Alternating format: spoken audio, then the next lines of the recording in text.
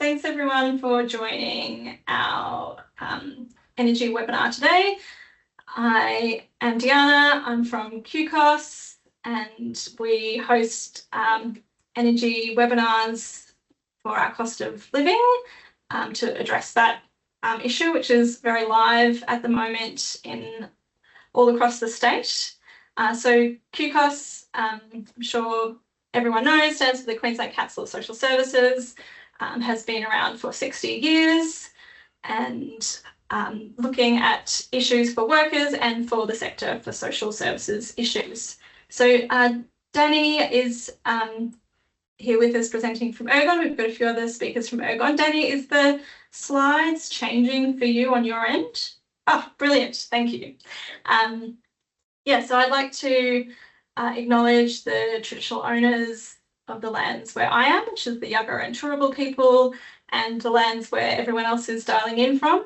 I know we've got people joining us from across the state, which is excellent, and pay our respects to any First Nations people who are with us in the meeting today and elders of all of the lands where we come from. Yes, so as I mentioned, we at QCOS, we look at poverty and disadvantage across Queensland, and so looking at the state of energy, looking at how in long term that affects people, but also in short term, what are things we can do, looking at people's bills and cost of living measures.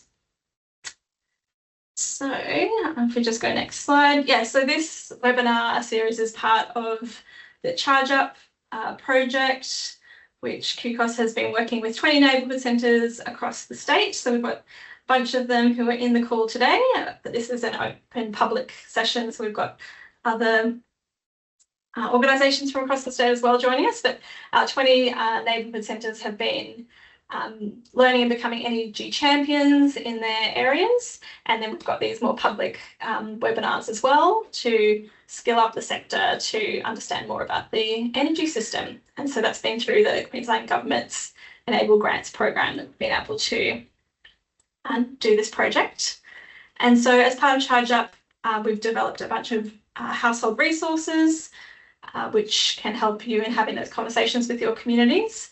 So a lot of these topics that cover our household resources cover, our presenters from Ergon will be talking about some of the themes in these, but I just wanted to mention our resources, and I'll come back at the end after Ergon has presented and link to our resources again. So now I might hand over to Danny Hart from Ergon, who will introduce the rest of their team and their different areas of expertise that they'll speak to in this session. So thanks very much, Danny.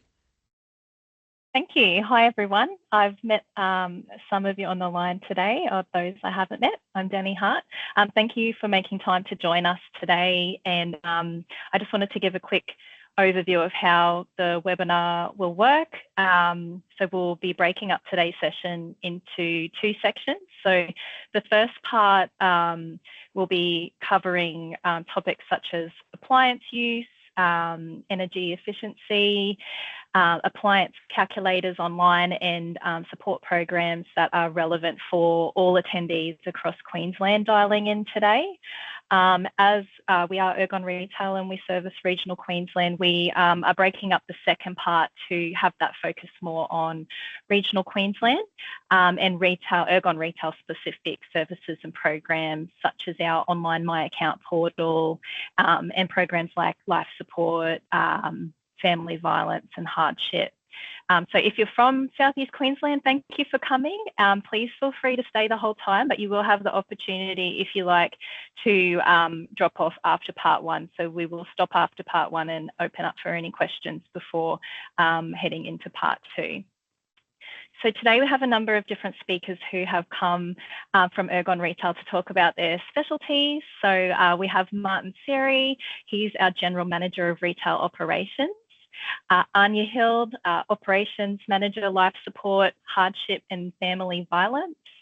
Brooke Scott, our Senior Dispute Resolution Advisor, and Eve Callan, who's our Senior Customer Delivery Specialist. So first we'll kick off with Marty, who will be doing an acknowledgement of country. Thanks, Danny. Ergon Energy Retail acknowledges the First Peoples of this nation, their ongoing cultural and spiritual connection to the land, waters and communities in which we live, work and play. We respect elders, past and present, as they are the custodians of sacred stories, traditions and culture of First Nations people. We're grateful for their guidance, wisdom and their leadership. So who are we? So I'm Marty. We deliver affordable energy solutions to over 750,000 customers across regional Queensland. Thanks to the Queensland Government's community service obligation, customers, no matter how rural or remote they are, pay prices that are similar to those that are in the southeast Queensland and larger metropolitan areas. Queensland is our home too. We have sites located in Townsville, Mackay, Rockhampton and Maryborough. We have a 24/7 online My Account platform that allows customers to manage details of their account at any time, as well as friendly customer service agents who are located in all of those regional areas. We've been doing some investments in our smart meter features. Now with over 60% of our customer base with smart meters, it's very important that we start to remove some of those myths, and there'll be a session later on talking about that. For us, it's very important that we provide customers trusted service. We give them the information, the tools, the tips that they need to manage their energy accordingly. Our goal is to make sure customers across regional Queensland are paying the lowest possible price that they can be. We're not in this to make massive profits. We're here to make sure that the customers of regional Queensland are served and they have great service from us. And that's something that I think you will get out of the presentations today from all of our experts. I hope you hear their passion in serving their customers. Again, all of the retail staff that are online today talking to you about these specific areas are based in regional Queensland and are a customer of our great company as well. So thank you very much. That's who we are. Oh, I should finish. I'm a proud Townsville local as well. Here are the traditional owners in Townsville region of the Wulkaruka and the Bindal people as well. So very passionate regional Queenslander, very passionate about our staff, just under 300 of those being based in the regions and serving our customers and communities. So I will hand over to our first expert today, which is Brooke, and she's going to take us through some very helpful tips and tricks and teach us what the energy suckers are, particularly over summer period in regional Queensland as we are dealing with a heat wave, and all of those in southeast Queensland. I know you've been dealing with it for the last week as well. So I'll hand over to Brooke and she'll give you some handy tips and tricks. Thanks, Marty. I'm based in Rockhampton, so also regional Queensland. I'm very proud of it. Been working with Ergon for about 20 years, so I could talk to you all day about energy and how to use less of it and get a smaller bill, but I've only been limited to a couple of slides, so I won't do that. So today, you know, we probably all find that it's quite overwhelming with all the information and choices that we have when it comes to buying appliances. So when I'm speaking with our customers, I like to start with the big ticket items, so the power hungry ones, and how they can quickly impact a bill. So over the next few slides, we'll talk a little bit about cooling, heating, and some other large appliances around the home. So we'll start with cooling as we're starting to warm up here. And, you know, sometimes there's really no avoiding using appliances to try and stay cool. So with the first tip, we would always say, try a fan, see if that works. Maybe open some windows, get some fresh air into the home. If you can't do that, I know I personally have a little house with no insulation and no screens on my windows, so I have to have them closed. We'll look towards air conditioning. So this is a big item that can really draw a lot of energy quite quickly. So to use it in the most efficient way, what we recommend is to close your curtains, try to keep the heat out of the house, And we say keep the setting on 25 degrees. Probably doesn't sound very cold, but certainly when temperatures are 38 plus outside, it's much more comfortable inside. So keep your fans and your air cons clean. Dust buildup can make them work really inefficiently. And there's lots of little things on the slide there that we'll talk about. You know, keep the seals around your doors, you know, fix up any cracks or anywhere where your cool air can escape. The temperature settings, why we focus on the 25 degrees, that's really to keep the compressor working at a reasonable rate so it can kick in and kick out. The greater gap between outside temperatures and inside temperatures makes the machine work really hard. So Danny put in a cool little poem there with close the curtains and windows and doors each day, only cool the room where you need to be. It only takes 10 minutes or so to cool it down, so it doesn't need to be on for hours beforehand. Pop it on, come back 10 minutes later and you'll find it's nice. Looking for your star ratings as well. We'll talk a little bit more about star ratings in the other slides, but that will just help you understand if the item's going to be quite efficient when you use it. So the next item will be heating. We've just come out of our winter, and I know in Rockhampton it was actually quite cool this year. So I think for the first time in about 10 years, I reached for a heater. So it was quite an unusual feeling for me, but we do certainly have plenty of customers down in the Toowoomba region and Stanthorpe that get quite cold. So what we say is, again, if you can avoid any kind of electrical heating, try that first. Blankets, warm clothes, see how you go. Understand what the type of heater is that you're using. So you can have heaters that warm an object, so like a little bar heater, or a heater that will heat the space, which is like your reverse cycle air conditioning or any kind of fan heater. So for winter, we say recommend set it at 18 degrees. Doesn't sound very warm, but certainly when it's 1 degree outside, again, it just helps the item not to run at 100% and makes it more economical. Again, turn it off if you're not using the space. It will just heat and use power unnecessarily. Star ratings are also a big item when looking at purchasing heating, and reverse cycle is actually the most economical these days, unless you've got a wood stove, that would be best. So other items around the house that can use a lot of energy can be your hot water system or items in the laundry. So for your hot water, what we say is, you know, you want to look at what tariff you've got your hot water system on, as there's maybe some cheaper items out there, cheaper options. Keep your shower times low. Energy saving, water saving shower heads can also help you to use less water, which means less heating times. Address any leaks. So if you see a leaking tap or anything around the hot water system itself, you want to get onto those pretty quickly, because one of those things, it's silent. If you don't see it, you'll find out later in the bill that you've had a problem.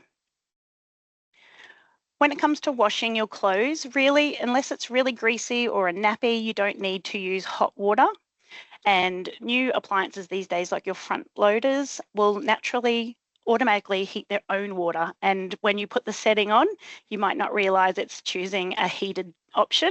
So you might need to just keep a focus on that for people didn't realize that their new washing machine that's all nice and energy efficient is actually heating its water. So if possible, try to hang your washing out. You know, it's pretty sunny most of the time, and that's going to be more effective than if you were to go and use a dryer.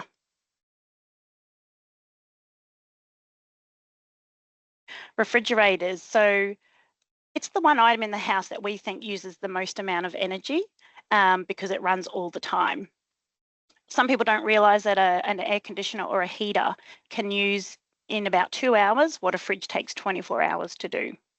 So whilst it's still there and it's constant, we want to use it as best we can. So the tip here is to have the fridge inside and not in any direct sunlight or against a wall that gets direct sunlight if possible. Make sure it's got good clearance at the back to get the air circulating, and make sure the settings are set just right. Somewhere around the middle should keep it working perfect. If you've got additional fridges, we recommend turning them off if they're not full. If you can't avoid turning it off, then fill it up with some water bottles or keep it full. It helps it work more efficiently. Keep dust out of the coils, and make sure you're also looking at star ratings when you're purchasing those. Sometimes if you see the freezer building up with some ice, that can actually really make the fridge work really ineffectively. So once you start seeing that build up, defrost it when you can. Keep an eye on the seals. If your door's really easy to pull open, then you've got a problem and all that air is escaping, so it's going to keep working really hard.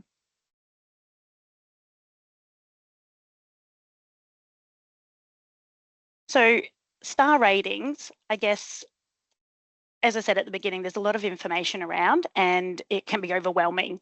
The star rating is a quick guide to help you compare against other brands or other types of items.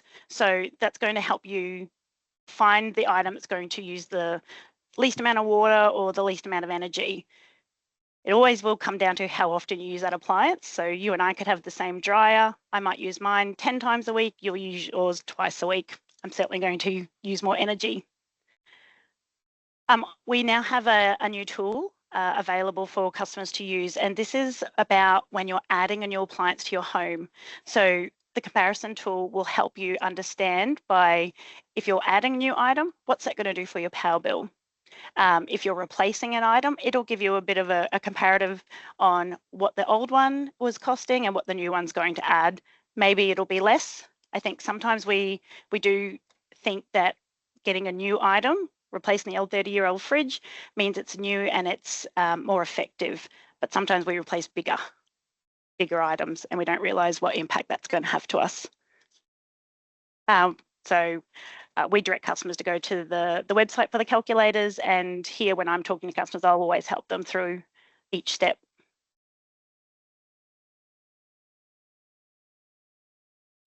So with our energy toolkit on our calculator here, this is a great handy tool to go through each item in the home, and it will do it room by room.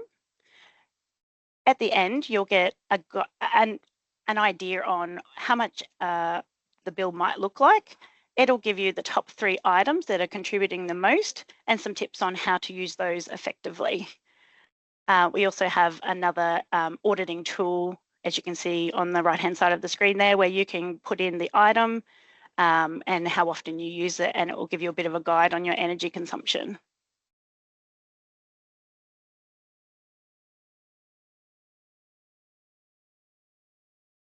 It's over to me.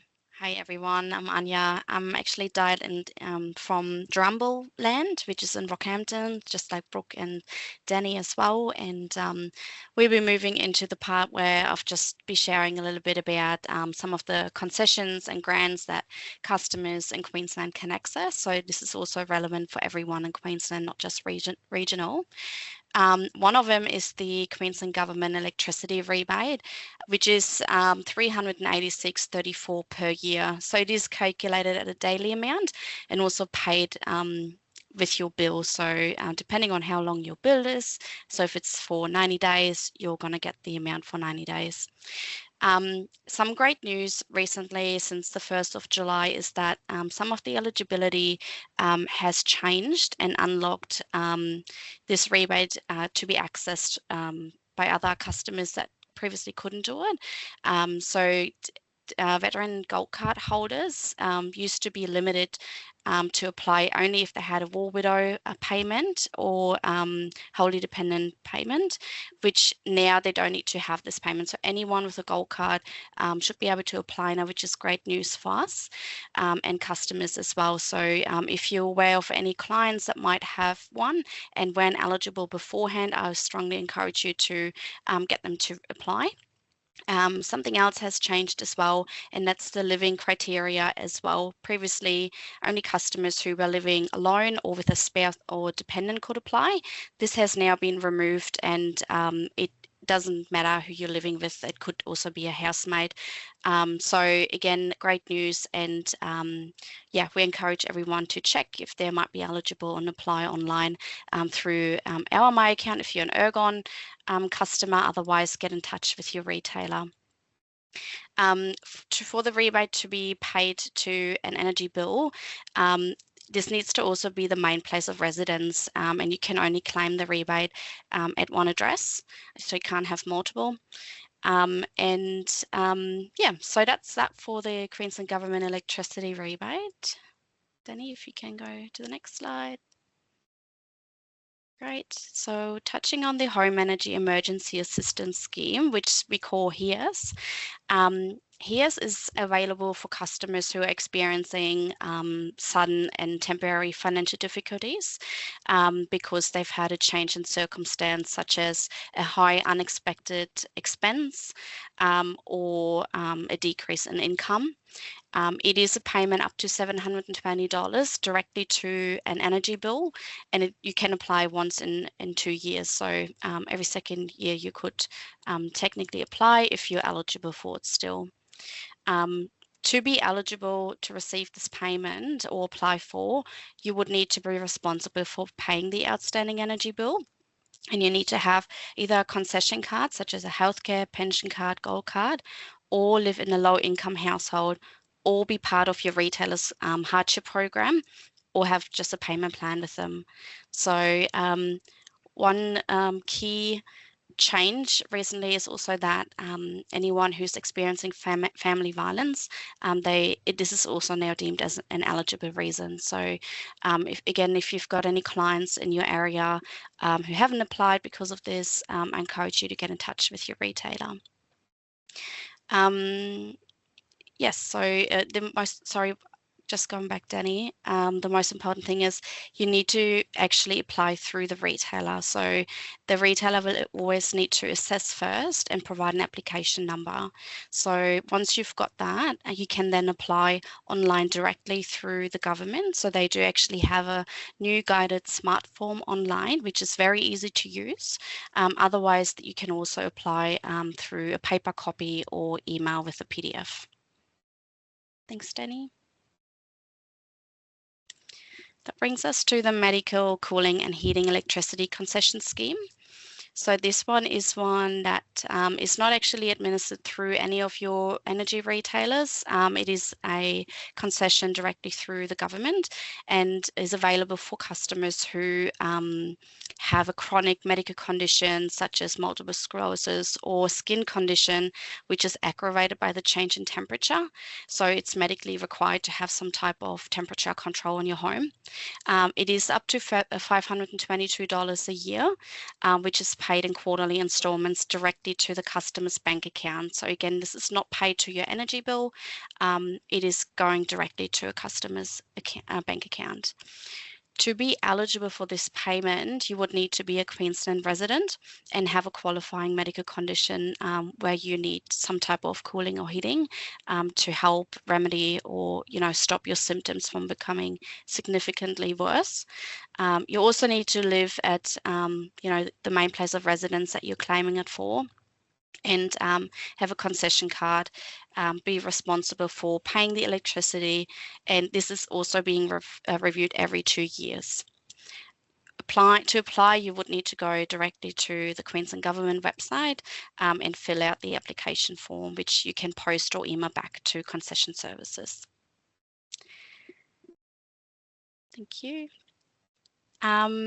That's when we just have a quick break for questions. And I think, Deanna, you might also want to pop in at this stage.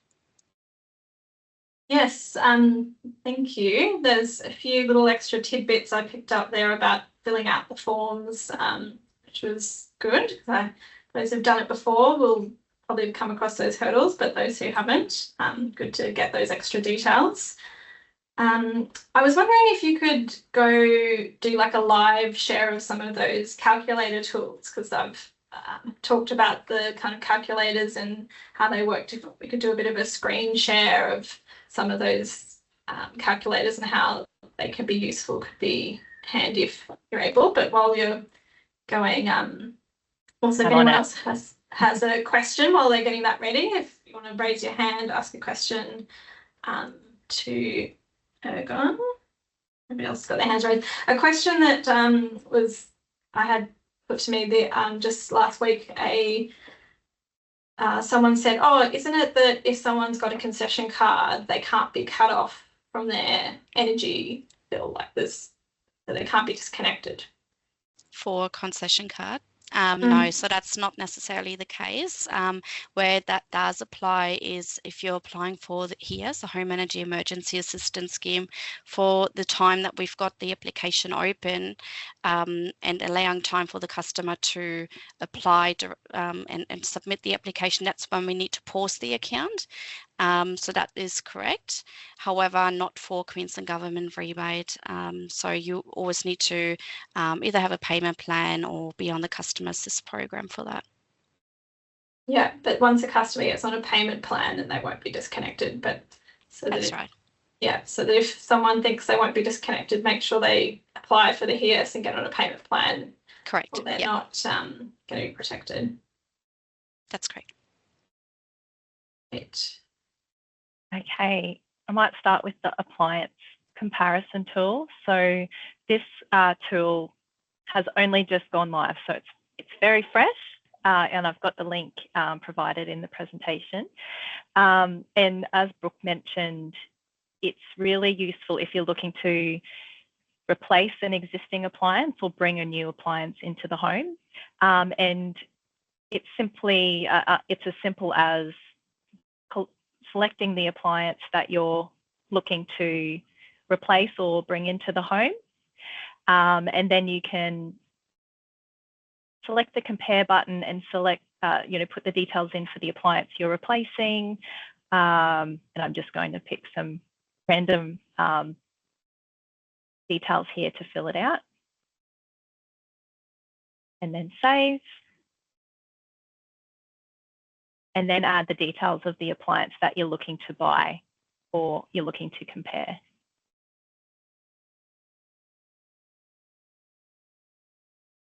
And hit save.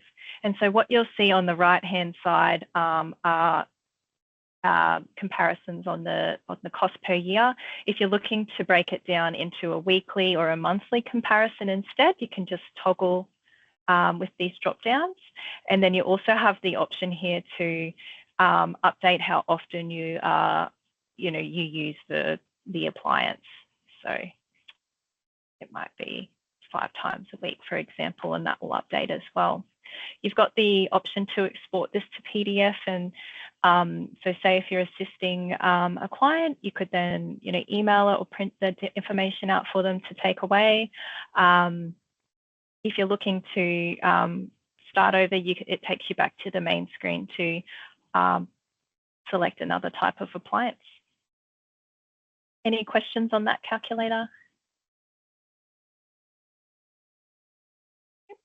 It's really handy to be able to directly compare individual appliances. I thought that might be something that would be useful.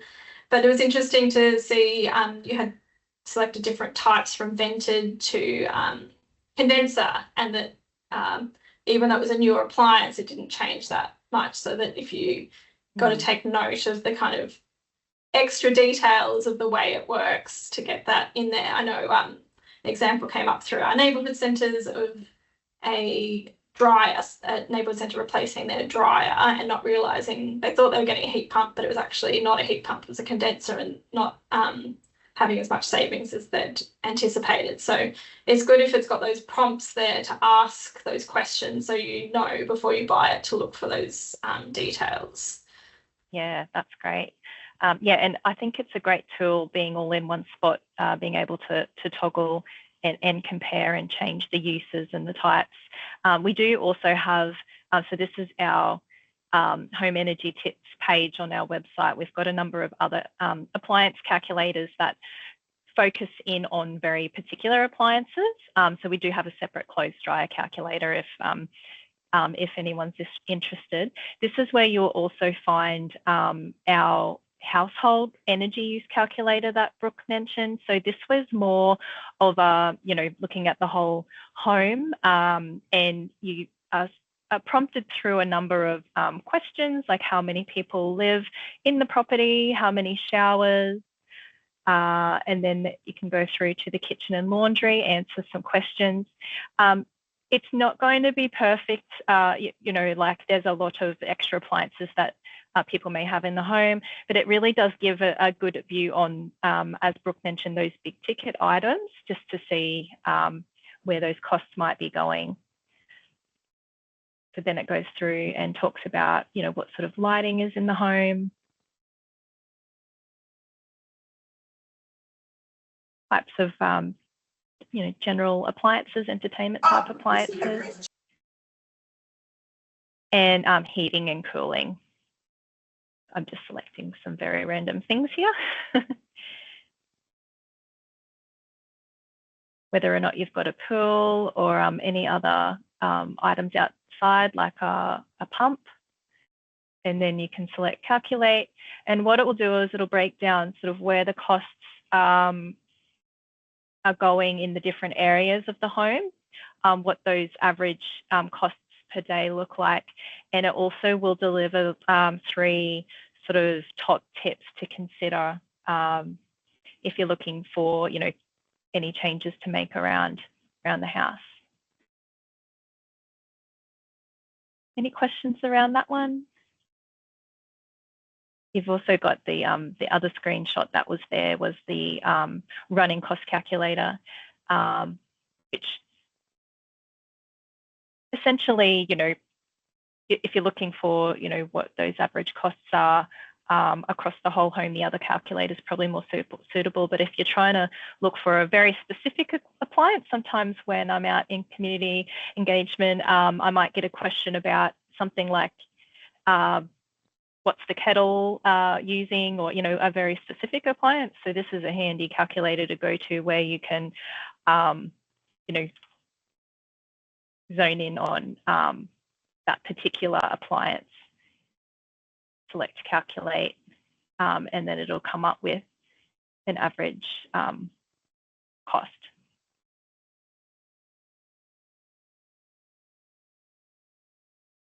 Any questions on the calculators? Raise your hand or pop in the chat and I can read it out if anyone has questions. But those calculators are actually really handy. I was showing you about them right from the beginning of this project, because I know the Power Savvy booklets that have, you know, different pictures of appliances and their kind of average running costs have been really popular amongst some of the neighbourhood centres staff that I've chatted to. But it's great to then be able to make that more bespoke for individuals' homes and the appliances they have through those online calculator tools. That's absolutely. And we will talk a bit about Power Savvy in at the very end, but just if anyone's looking to drop off, we have a web page, ergon.com.au/help for you, which I might write in the chat.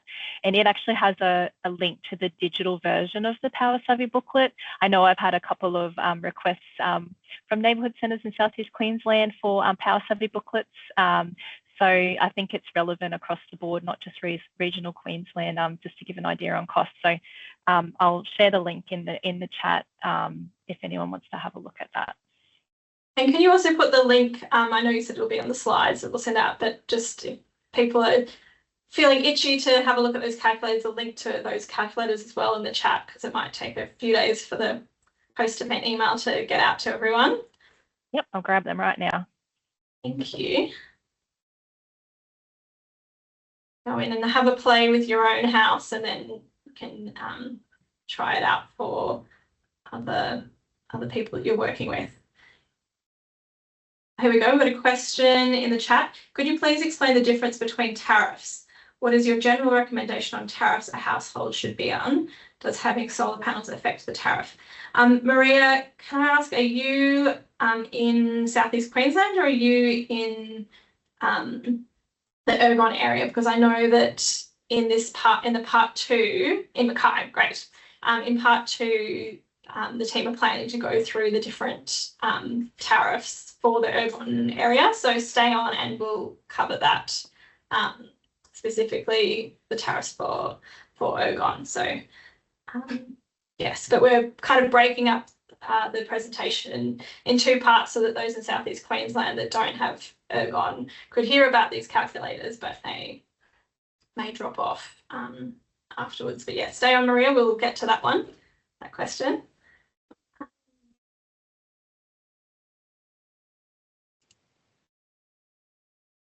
Excellent. So do we have any other questions at all? Because it will conclude our first part. So again, if anyone from South East Queensland would like to stay on, definitely you're more than welcome to, but we will be moving into the next part now. So I was just wondering if you could go back. I know you've mentioned yeah. this game that you use to talk about energy literacy. I was wondering if you could talk a bit more about how the game works for a way to engage people to talk about energy.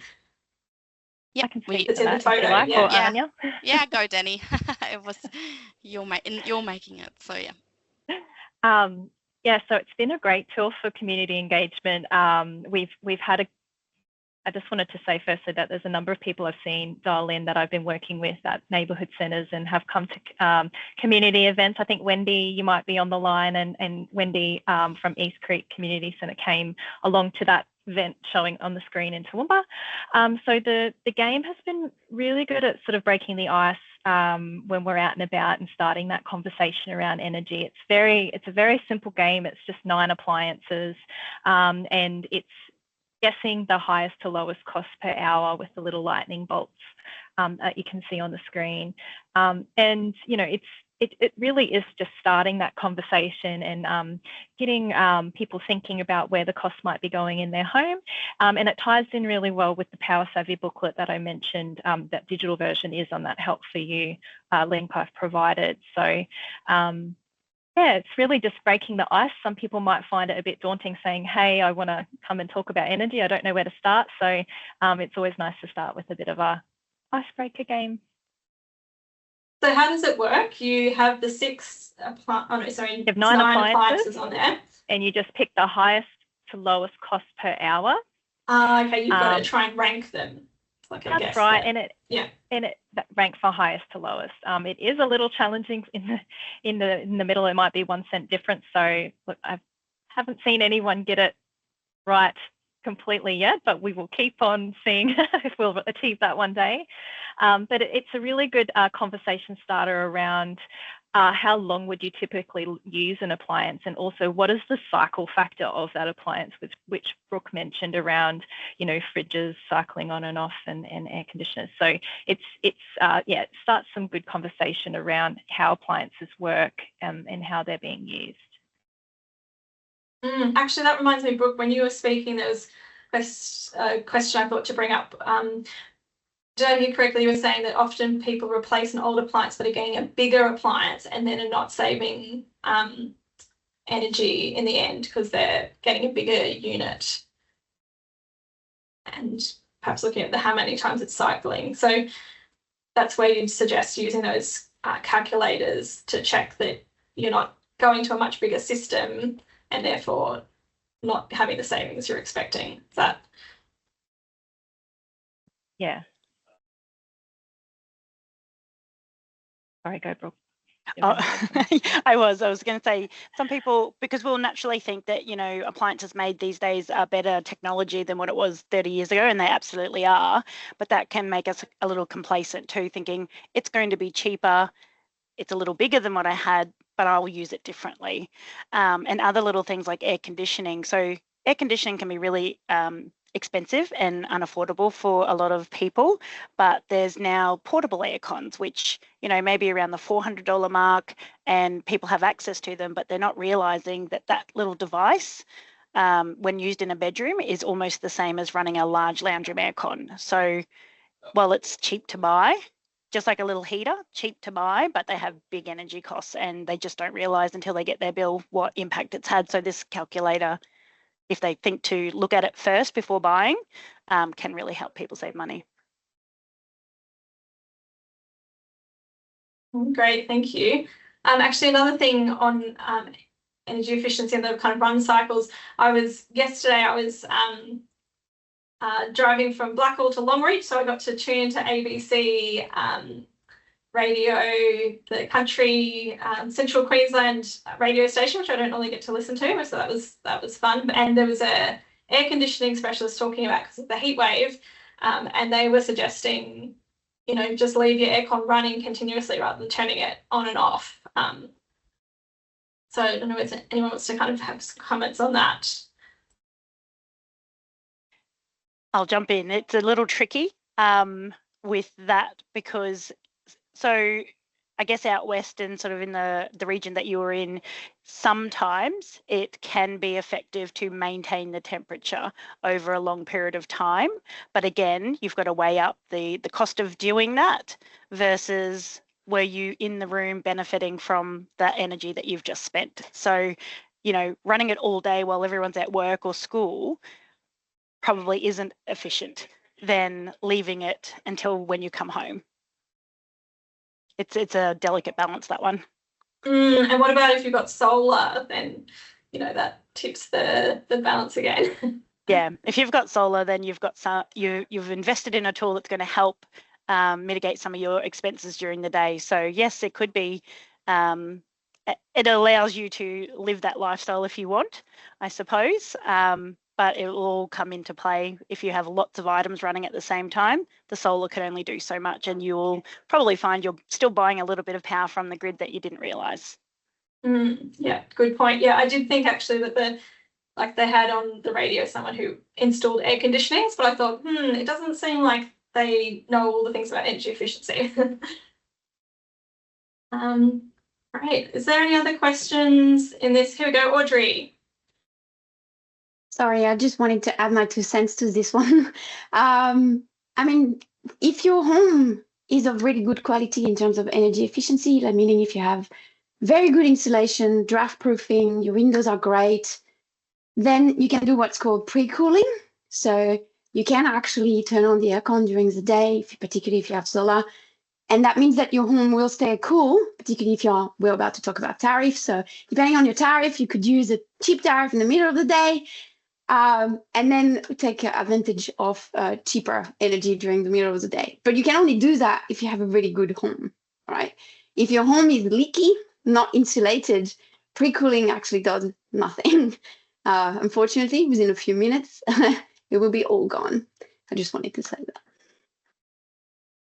Thanks, Audrey. That's a good point. And so for anyone who hasn't met Audrey, Audrey's from a non-for-profit called Energetic Communities that looks at energy and energy efficiency, as well as community-owned energy projects.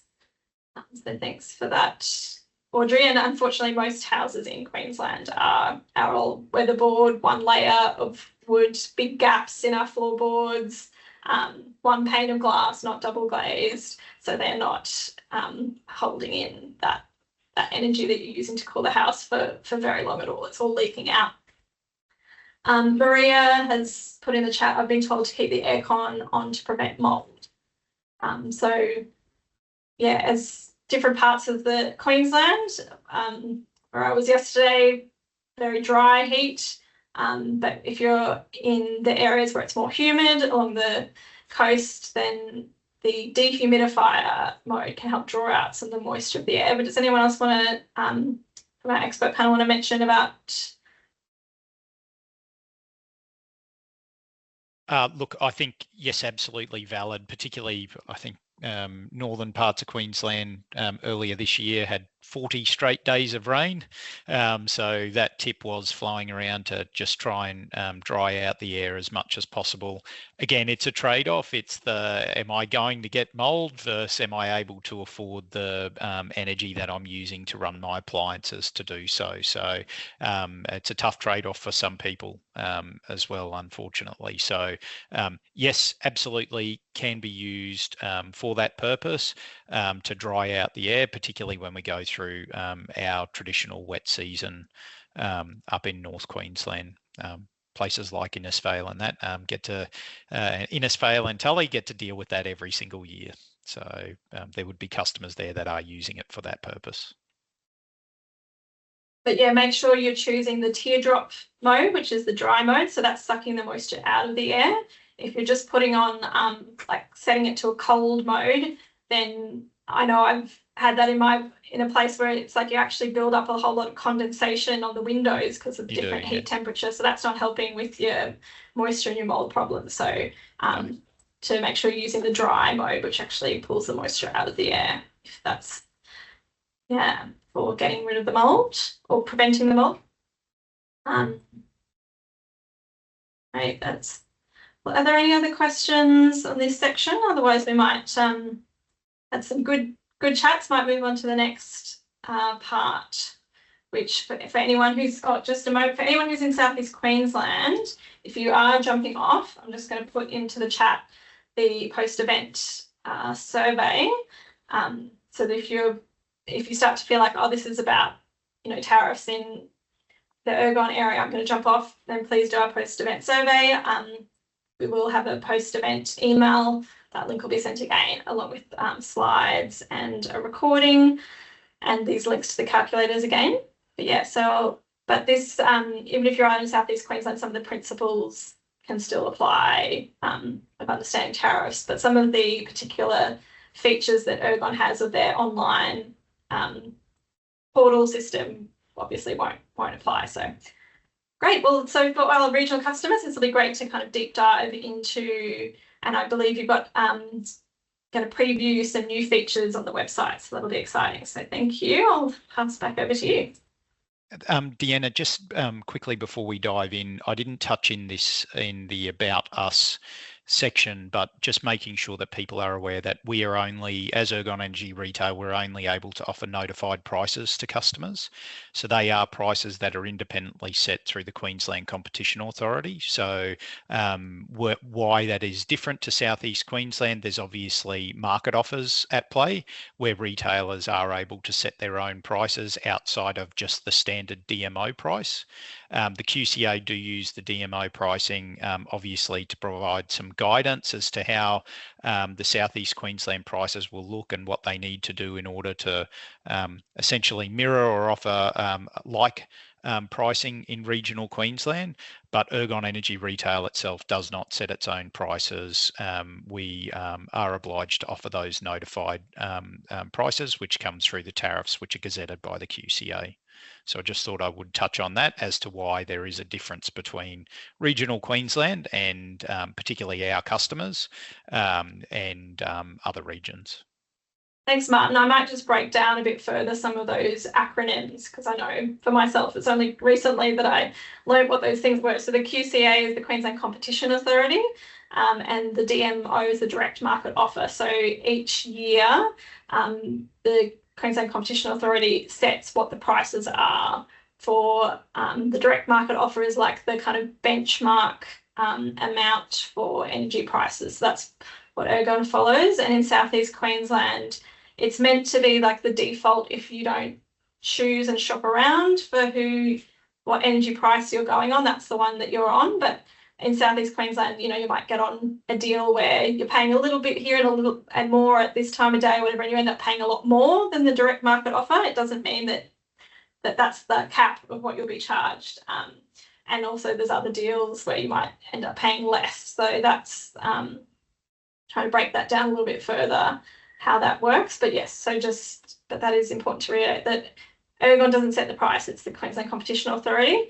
And that is a process that they have consultations.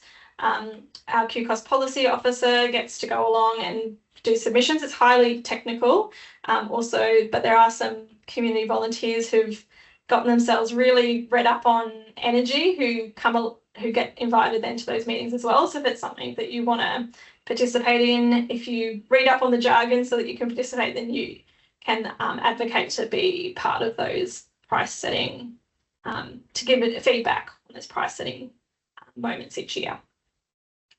Apologies for all the jargon. I've been in energy too long now. It just rolls off the tongue. So apologies. Yeah. Back to the experts. Yes. But yeah, feel free to put any questions you have about that in the chat. If you want to dive more into that, we can go into that. But yeah, and also just to mention that yes, Ergon area is most of Queensland. It's really only Southeast Queensland that is not serviced by Ergon, and there's a few other pockets which, you know, are then on their own grids and stuff. The network doesn't even extend out as far as them. But yeah, majority of Queenslanders are with Ergon. Yeah, I'll hand back to you to take us through your systems. That'll go to Brooke now. Danny, next slide. back to me again. So just the next 2 slides, I'll talk about smart meters and billing and things like that. I will just say that we don't deep dive right into all the different tariffs that we have on offer in these slides, but I'll talk about how customers can access choice in that area. So first of all, we want to talk about, smart meters and really what is a smart meter. So Marty said earlier that we've got 60% of our customer base with the digital smart meters, but we still do have quite a range of different types out there. So some customers will have an electronic display on their meter, but that doesn't actually mean that it's a smart one. So to get the title of being a smart meter, the meter has to be able to track the usage in precise intervals. So we have 15 minutes, 30 minutes and 5-minute segments. And we're rolling out smart meters across the state, and we've been given a directive to have them, everybody up to date by 2030. So all Queensland meters will be smart meters eventually. This is in accordance with the National Energy Law, that all new and replacement meters right now will be moved to smart, and that goes for New South Wales, ACT, South Australia and Queensland. So smart meters are about making life a little bit easier and give customers more control over the electricity usage. There's no upfront costs for having one installed, and there's no change to how the customer is charged. So there's no additional fees or services for a smart meter. Some questions that we've had in the past is, will the tariff change automatically once one is installed? Which is no, you'll stay on your current tariff unless you explicitly, like a customer has to explicitly request for that tariff to change. With smart meter and the My Account feature, customers can actually now have the option to compare their tariffs and to see where they could save. So this is a great tool for customers who just use their energy and don't really sort of pay attention to how and when. We've got a tool ready to go to let them know if they could already be saving by moving to a different tariff, but it's their choice to switch. A customer can request a smart meter easily. They can do it via our website or if they're chatting to one of our agents. So I guess we'll talk about how a smart meter helps take charge. So it gives customers access to their information a lot sooner than getting their bill. So you can use the My Account feature to see your energy usage. And it's being recorded in regular intervals. So I'll just start by saying that the meter transmits a data file to us and we receive that once a day. So we're not getting data every 5 minutes essentially to be able to get the billing, but customers can access that information. So for those who have the basic meters, they're waiting their 3 months before they see what's happened, unless they're in the habit of reading the meters themselves. So we get the data and we provide this on a daily basis to the My Account platform. And when they log in, they can track their usage, they can set up budgets. We can even let customers know if their solar's not exporting, which is really helpful information. And again, compare the tariff to see where they can save. It does mean that on the bill that there is no start and end read. Some people have asked questions around that and what that means and how they can track their consumption. The meter itself, though, still has an accumulation screen, so that customers who like to read their meter from day to day and see it that way, they still have that option to do so. Does anyone have any questions about smart meters or had questions in the past about them? Oh, yeah. There's a question that was posted. If a customer requests a smart meter, is there a charge as opposed to being told that they are actually getting one? No. So no charges whether we're rolling it out or the customer's asking for it.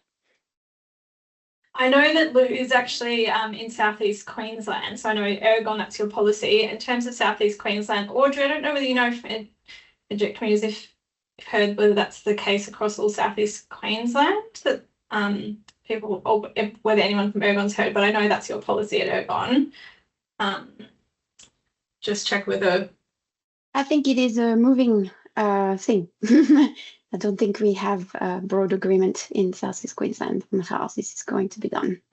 Yeah, so if you're in the Ergon area, you're fine, but Southeast Queensland, have to not because so many different retailers there may be, but yeah. And you would typically see that through the daily supply charge, so the fixed charges on the bill as well. So that's the thing to look out for if you're looking at some of those competitive offers. The consumption rate may be more attractive, but you may see a higher daily supply charge, and that is how other retailers can cover the costs associated with meter rollouts as well. So not to speak on behalf of another retailer, but that is typically where you would see the costs attributed to a meter. Thanks, Martin. I just wanted to add with the smart meter, I guess, when it comes to tariffs, we've got a lot of tariffs now, especially for customers who have solar and maybe their daytime usage is lower now. We've got more attractive tariffs that will benefit those who have maybe some higher usage during the day because the energy costs are different. So for a lot of our customers, they're on a flat rate tariff, which is just the same price day and night. It doesn't matter. But smart metering does allow more choice in that space. So that's where they can start saving money. So it's really important for if you're talking to clients and understanding whether they do have a digital meter, showing them how to use the smart meter feature on our My Account to look at tariff comparisons will really, it's a big focus area at the moment.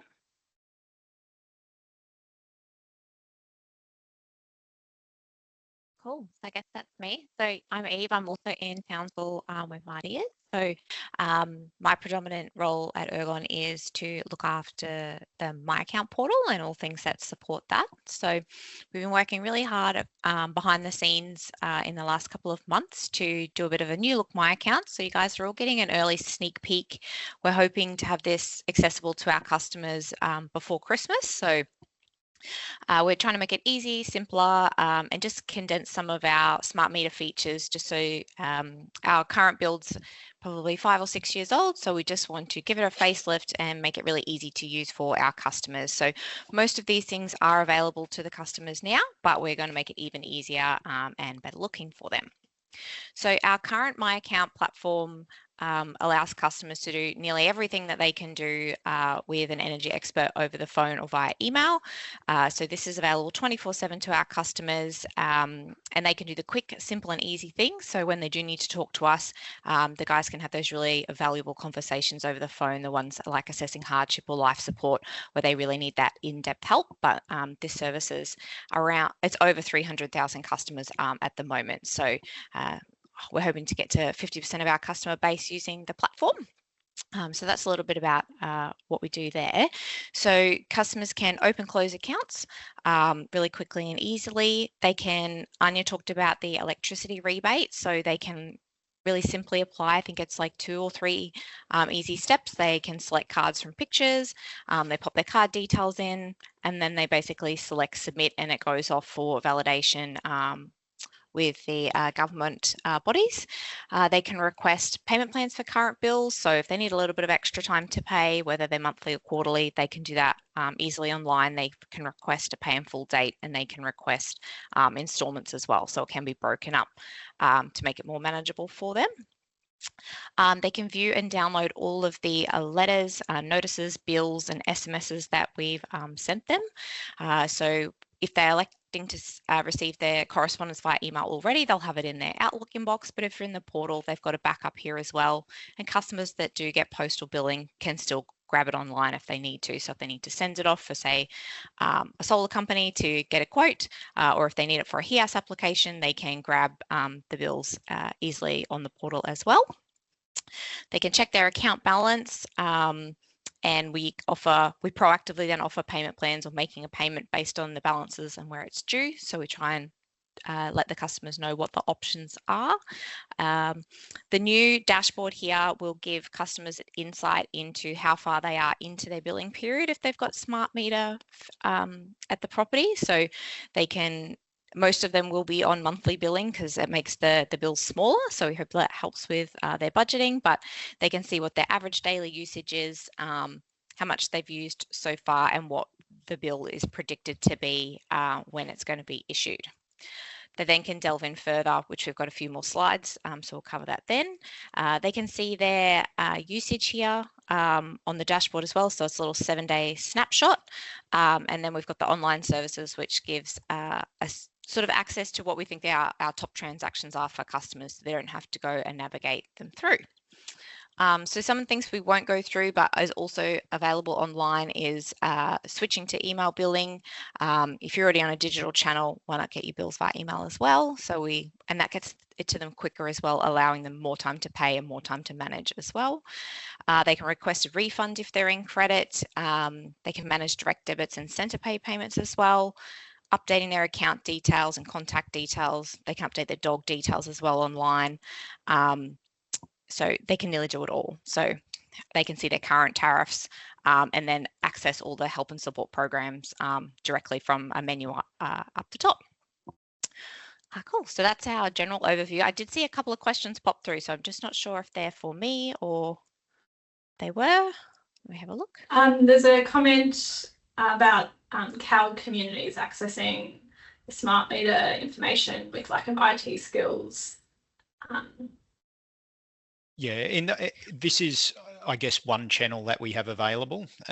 So other channels obviously would be to talk to us if there were issues in accessing the online content.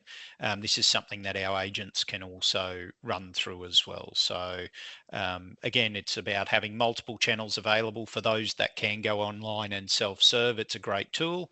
For those that struggle with that, they can contact us. We have access to interpreter services. We're also working on getting a range of our online content and forms also translated into some of those common languages that are spoken elsewhere across the state as well. So again, this is one tool. It's not, it won't meet every customer's needs, but it is something that we've invested in, particularly for those customers who do like to go online, have that capacity. It gives them far greater insight into their energy usage without having to call us, during a business day, etc., to talk to somebody to give them that information. So this is just one of the tools in the toolbox to assist our customers regionally. Yeah, cool. I thought I'd also, a thought that came to mind for me is that anyone working with people who don't have English as their first language, if you're able to explain to them what the graphs on the landing page mean, then they know, every time I log in, like this is how many days have passed, and they can read the numbers of days, and this is the months of the high usage, and they can see, I'm using more this month. So those visual graphs can still, if someone has explained to them what those graphs mean, then they can log back and at least look at the pictures and how they're tracking and trending, even if they can't understand all the words, and do that the first time, and then they can have that agency to kind of check up on it. And in the comments, we've got people get intimidated to call as they don't know what to ask, need a community worker to assist. I think that's exactly right. That's why that's why we at QCOS try and support those of you who are workers out in the community to get some basic knowledge and understanding and know where to go, know that you can get on the phone with a client and support them in having that phone call, that actually our community service sector are the linkers for a lot of community members who won't feel comfortable to maybe do these things alone. So that's a great point to raise. Thanks, Lou, which Lou wrote, which is why the QCOS project has been so well received. So that's good to hear.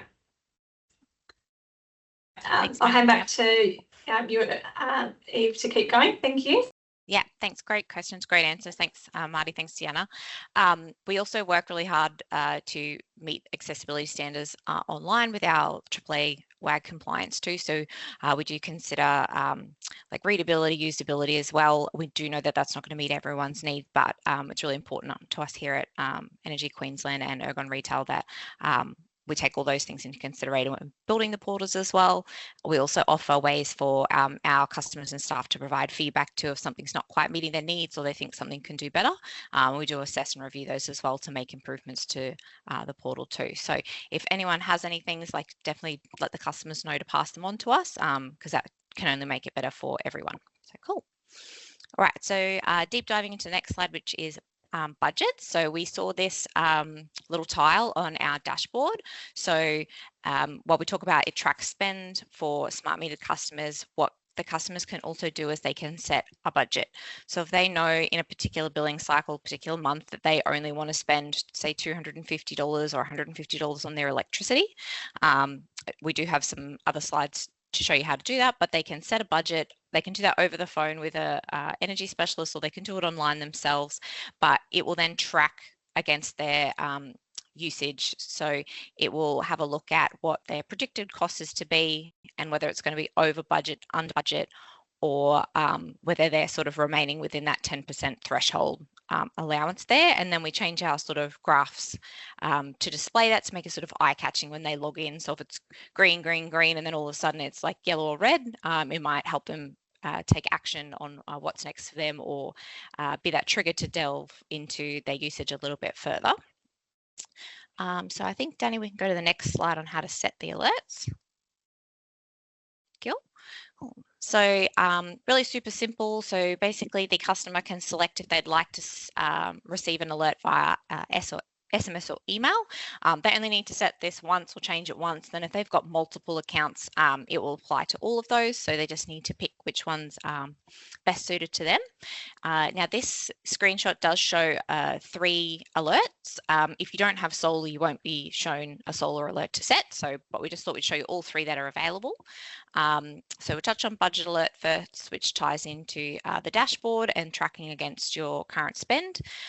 So customers can elect to, if they want just a reminder of the middle of the billing cycle, so whether that's 30 days or say 90 days, at that middle mark, the system will do a check to see if you are over or under budget if you're not logging in every day to check, and we'll send you a little message to go, hey, you're going to be over what you think you're going to spend, what you wanted to spend. So they just simply, if it's not already set, they'll pop an amount in and click set alert, and then the screen does change the little tile to a white color, and it pops a little active tag on there, and they can cancel that at any time, or they can change their budget amount too. So especially if they set something like daily, if they're really on top, want to be on top of things and are really keen to manage it, they can set a daily alert, but then they can adjust the budget amount at any time if they feel like, oh, I'm not able to do something, or I have done something, now I want to tighten my reins in a little bit, we can reduce the budget to suit. The next one is a usage alert. So this one is just a 10% threshold. So we look at the last 30 days of your usage, and if we think you're going to, if you've used 10% more than what your average is, we'll just send you an alert to let you know. So it could be something that's impacted, like a really hot day, and you've had your aircon running all day, for example, which you haven't done in the last 30 days, you're going to get a little alert to go, hey, just so to let you know you're going over. And whether or not you want to make a change, that's up to you, but it does give the customers the power to sort of be reminded, because sometimes you don't think about things when you turn them on the ball. It's really hard to see how electricity is consumed, unlike turning your tap on, which I think is a great analogy. You can see the water coming out, you can't see the electricity coming out. So helping them do that. The solar export alert is just if you haven't exported anything back to the grid in 5 consecutive days. So you could be producing solar by actually using it in the house or popping it in a battery. So if you're not sending anything back to the grid, we will let you know. So it might be a trigger to be like, oh, has a switch tripped, or do I need to do some cleaning or something like that of my solar panels? Just helps customers make sure they get the most benefit out of that. I know I talked a lot about alerts. Did anyone have any questions before we go to the tariff comparison, which is probably really keen for everyone to talk about that one? Yep, cool. All right, tariff comparison. Cool. So we offer tariff comparison now. Again, we're just going to make it really clean, really super simple, and we're going to do all the hard work for the customer. So any customer with a smart meter that's got 365 days worth of usage data, what we can do in the portal is we can take that data, we run it through some amazing tool that someone's built for us, and we can look at what your approximate total, or it's near bang on total for the last 12 months based on today's pricing. And then we can tell you what you would have been charged if you were on a different tariff, to give you an indication. So for example, on this screenshot, it was approximately $2,300 for the previous year. If I switch to 14C, it's looking at all my 15-minute increments. It's saying based on your usage patterns, you could actually save $100 over the year, or $50 on the next tariff, or in red there, we can see that one is slightly more than the standard tariff as well. So from the portal, customers simply need to click switch this tariff, confirm. It sends off a request to our energy specialist and they will make the change for the customer. So really super simple. It's one button from a page, displays all of the options for the customer. It's only going to give you, so for example, this is a residential customer, it's only going to give you the tariffs that are applicable to you as a residential customer, and then you can select whether or not you want to make the change. So I think this touches on tariff options and what's best for a customer. So, you know, Brooke can attest to this, but I can't tell you what's straight up best. So you need to look at your usage data, your usage patterns, and then make the decision based on what's going on there. What's good for your neighbour or for your mum and dad is not always going to be the same as what's good for you. So we're going to take all the hard work out of that and pop it in here. If you don't have the data available for our online tool to make the change, it doesn't mean that you can't call and speak to an energy specialist and discuss your options, and they will help you work through what might be best for you. So it's just a tool on there to make it quick and easy. If you're thinking about it at night time, you want to jump on, have a quick look, you want to track it every couple of weeks, it's there available to customers. Once they've made the change, it'll update what their current tariff is, and then it can recommend based on the remaining tariffs in that little grouping. Any questions for that? This is probably the main section to speak about any tariff, general tariff questions as well. Yeah, I'm just going back to look at Maria's question now about tariffs, which was, could you explain the difference between tariffs? What is your general recommendation on what tariffs a household should be on? Does having solar panels affect the tariff? So I just thought I could probably do a quick spiel, and then Brooke can jump in. I don't talk to customers on a daily basis, but I have been looking a lot at tariffs over the past couple of months. So Tariff 11 is your flat rate tariff. That is sort of a default tariff. If you do a move in, every customer gets access to Tariff 11. I'm just going to squint at my screen here. So Tariff 14C is what we call a demand tariff. So and it's also got time of use capabilities in it as well. So it's going to assess when you're using your power, and it's going to charge you depending on like a peak, off peak, and like a night or shoulder rate that we have. So it's most expensive to say use power between 4 and 9 p.m. So you'll get charged one rate for usage between that. You'll get charge one rate for overnight, and then another one for the day. With the demand, it looks at, and jump in, Brooke, if I'm wrong, I think it's 30-minute increments each day over the billing period. And then it charges, say, like a little extra for when you hit a peak demand. So if you go in a 30-minute interval and you turn all of your electronics on at the one time and you draw a huge amount from the grid, you're going to spike your demand on the network. And then we are going to charge a fee based on that. The other two tariffs are time of use tariffs. So again, it looks at your usage and it determines, puts them in those little buckets. It's got different rates for each bucket, and then it will charge accordingly. So you can make changes based on when you use your electricity to try and maximize the cheaper periods and draw less during the peak periods. Because if we talk about a quick demand on the network period, everybody comes home from work between 3 and 5, everyone turns everything on, and we have a huge reliance on our network to supply everyone for electricity during that time. So it gets really expensive that we have to source all of this electricity. During the daytime, solar is running, people are using less. It's really cheap for us to supply power because we've got lots of it. In relation to the solar impacting your charge, it would just counter affect the stuff that you're going to draw off the grid. So if you've got solar running during the day and your house is using everything that your solar produces, then you're not going to draw anything from us, therefore you're not going to pay for it.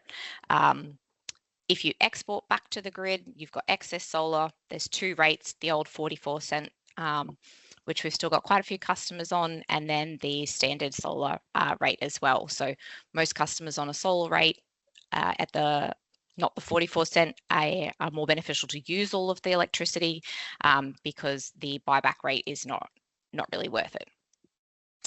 So Danny's dropped a compare tariffs in there for residential ones. So there's similar tariffs available for business, probably not really applicable in here, but we have small and large business tariffs as well, so that we can sort of help meet their needs in that way. And then Lou's got a question. So based on the previous usage, could a rep advise?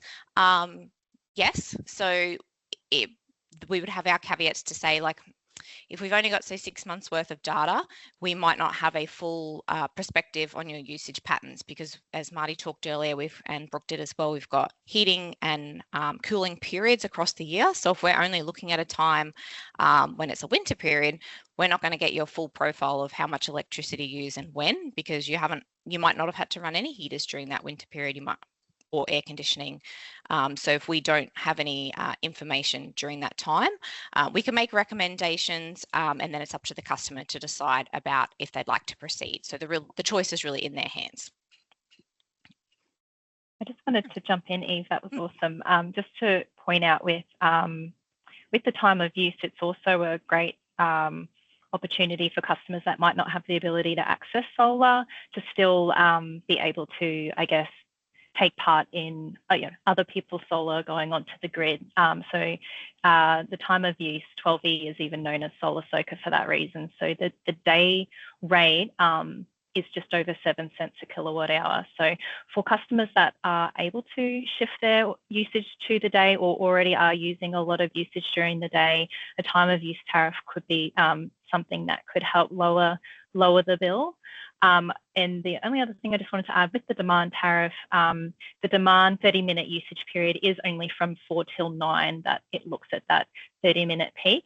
So again, if there are customers that use a lot of their power during the day instead of that peak period, it could be quite beneficial. And a question, is there a limit to how often people can change their tariff? So you were talking about, the different seasons. If actually, we're going to be away for several months, we could change the tariff, and we're going to be home. And this period in winter, we're always home in the peak time, that after school, evening dinner time. So we're better off being on a flat tariff. But then actually in summer, we're out later and we're not home, so we could turn on our appliances to set to run during the middle of the day. We won't be using a lot of energy at night. We could switch our tariff back again. Is there any kind of limits to people switching through the seasons? I'll jump in. No, so with your smart meter, it's nice and easy. You can swap and change your tariffs typically as those seasons are changing. So if you know for the best part of the year that you're not going to have that high demand in the evenings, then a 14C might be great for 6 months. But then as summer's approaching, you think, it's 4 o'clock, 5 o'clock, I can't help it, the air cons are going on.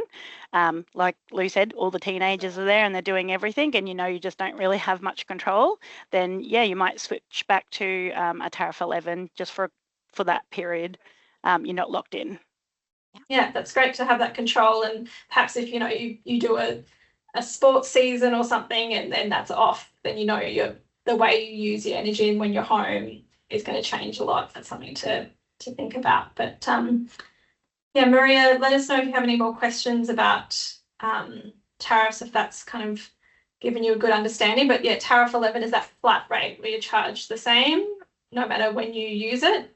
But if you can shift to the time of use, being that could be really cheap in the day, but actually more expensive in the evening. So if you're only using it in the evening, you might end up paying more, but if you're using it during the day, you could save money. So that's the kind of general, to recap, overflow. Yeah, okay, we've got a thumbs up from Maria. So good overview. All right, back to you. I will just jump in there quickly and say there's absolutely a lot of fear around the shift to demand and variable tariffs. We heard that very clearly when we started ramping up the rollout, particularly from what happened in southern states. Some customers were finding that they were being automatically switched across without that explicit informed consent. So I know we've touched on this, but we won't change your tariff unless there is explicit informed consent.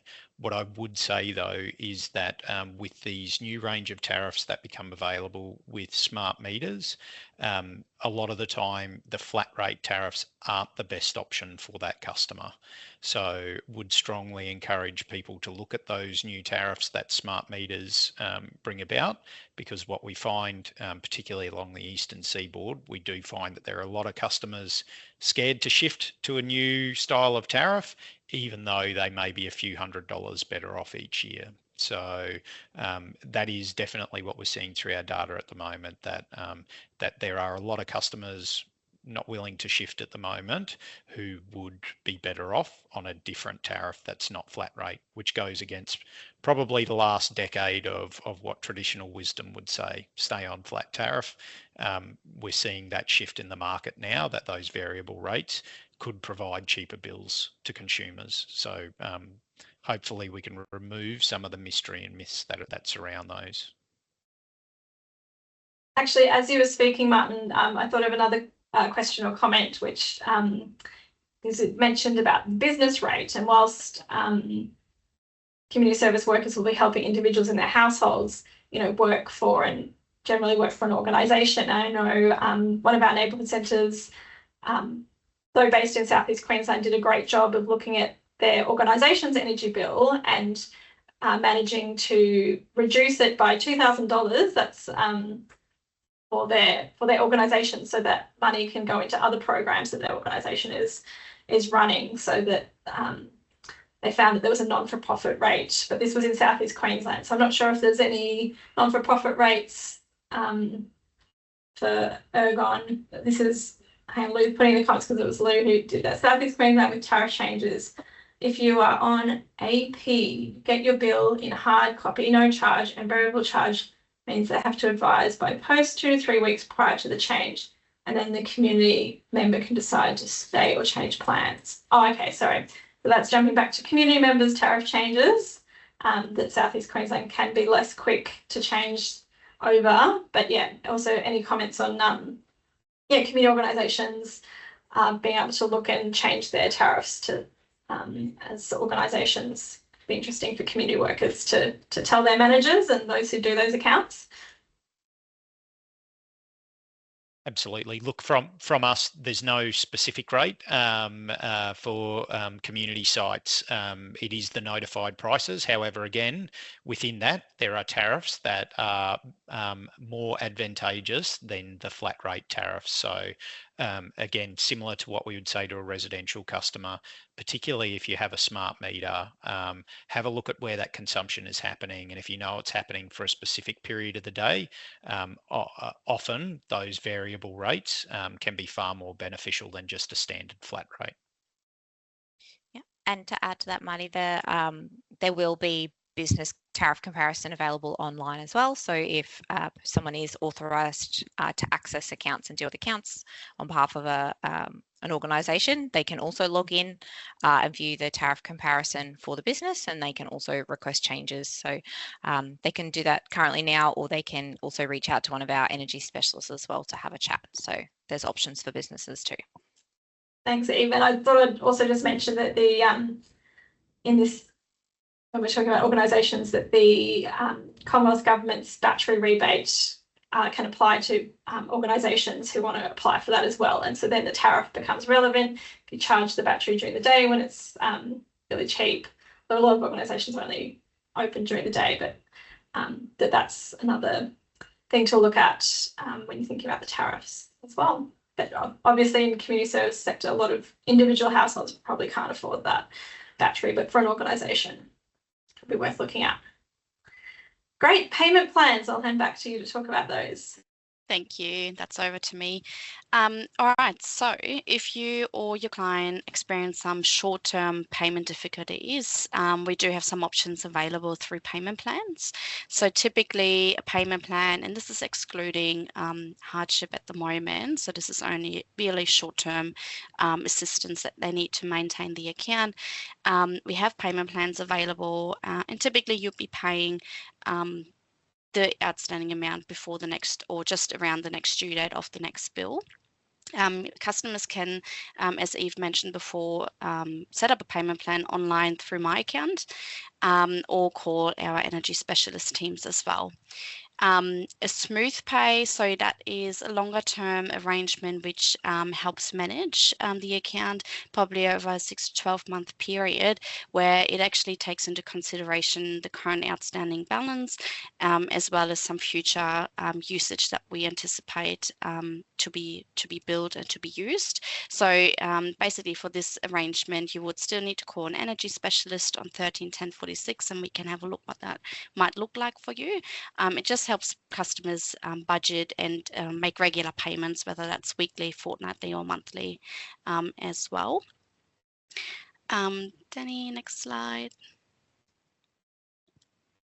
Should a customer need some extra assistance or longer term assistance with their account, we do have our customer assist program available, which is our hardship program.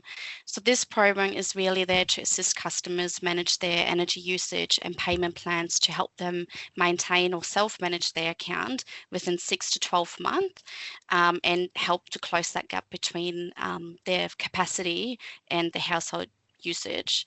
So the aim is to provide a responsible program to customers to prevent further financial hardship. So there are a few things that we will do for the customer, and under this program we will work with them to develop a personalized payment plans with regular payments, and also set clear expectations on what they need to do to stay on that program. We will help them work out what they can actually afford. Some customers might have not actually thought about budgeting beforehand, so we are here to help them work that out as well. Sometimes we will do an income and expenses assessment with them over the phone, and we also look a little bit deeper into their energy usage as well. So there may be times where we go through an energy audit over the phone as well to try and help them pinpoint some of the areas within the household that they could potentially, change a bit of a pattern or turn appliances off or use it a bit differently to help them meet, to really what they can afford.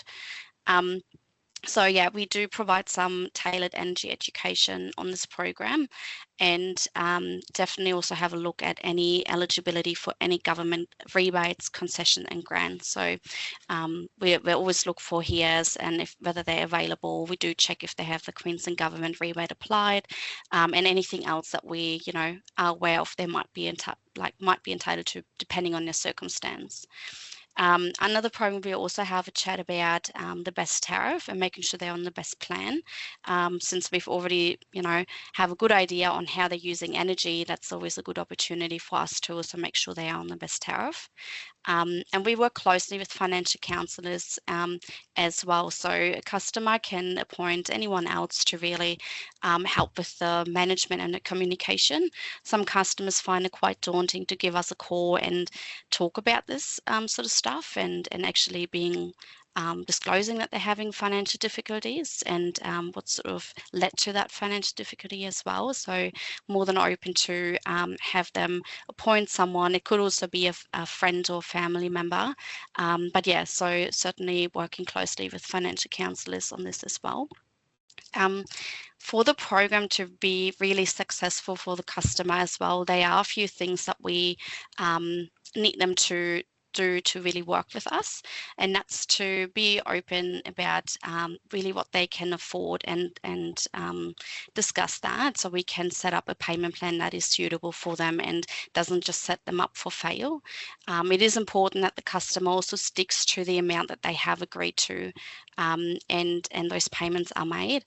And if there are any changes in their circumstances, we certainly want to be flexible with, perhaps we need to change that payment plan. So we do need the customer to engage with us and let us know, and continue, getting in touch with us to set up any further payment plans as well. So just a few things, it sort of goes both ways. There's lots and lots of stuff that we will do as a retailer to support the customer, but we do need the customer to also, engage with us and stick to a couple of things to make sure that they aren't falling further behind.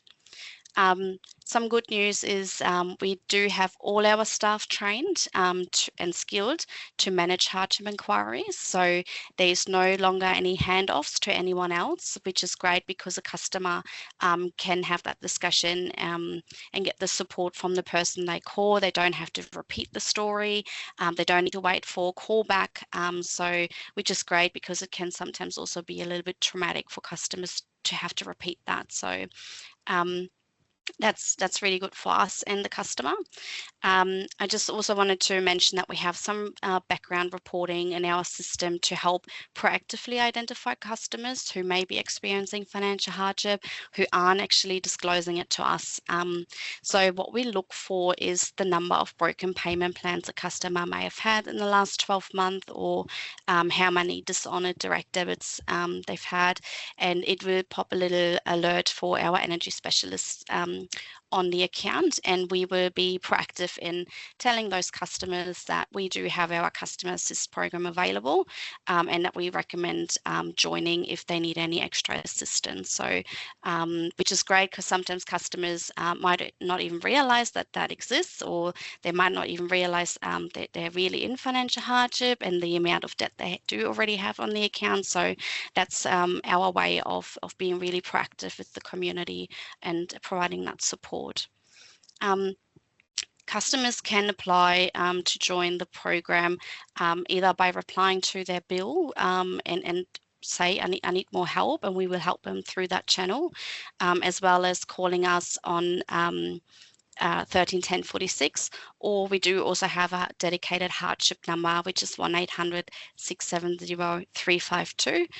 You will get through to the same energy specialist, but it is typically for customers who are already on the program who just need to get through to us to get a payment plan and their package reviewed quickly as well. So that's that for hardship. I might just quickly stop here if there are any questions. Did any come through? No? Yeah, there's some comments about Okay. the importance of having a third party, non-for-profit, help people set their budgets, because people sometimes don't know what they can afford and agree to a payment plan that they can't actually adhere to, which doesn't do them any favours. So those financial counsellors that you have, you just refer people and then they're independent.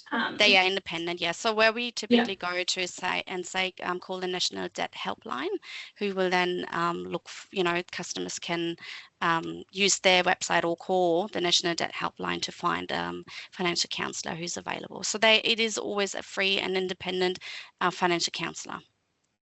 So.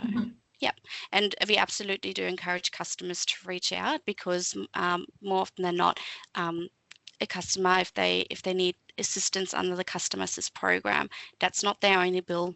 There are other service providers that they owe money to, and it's more holistic probably. So financial counsellor can help with everything else, not just with their Ergon bill. So it's always our recommendation to reach out. Yeah.